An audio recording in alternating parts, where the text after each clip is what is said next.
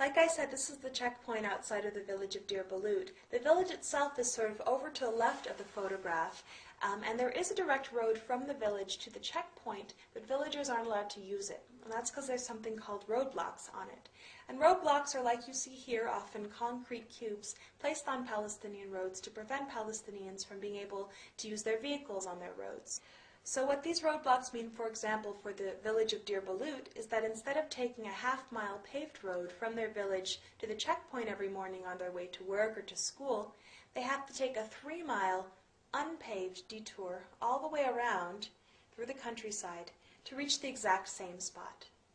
What does this mean for them? More time, more stress, more wear and tear on their vehicles, more money for gas. And again, this question of security, right? These institutions, the checkpoints, the roadblocks, are supposed to be there for the security and safety of the Israeli population, to prevent terrorism.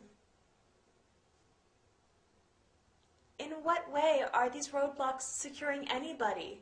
Forcing Palestinians to take this long detour. How much is this about security, and how much is this about control?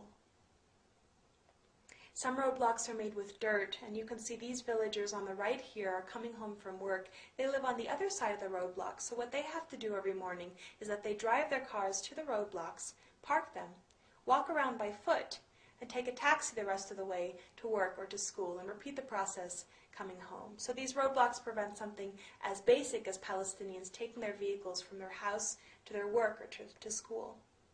And finally, these roadblocks are extremely disabling to the Palestinian economy.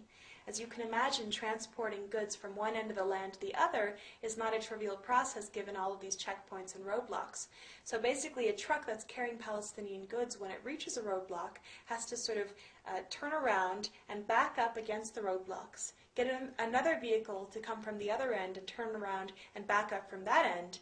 And somebody has to actually manually transport these goods from one end of the roadblock to the other, as you see in these photographs. And, well, the products are not always office equipment. They could be produce, perishables, things that go bad by the time they reach their destination.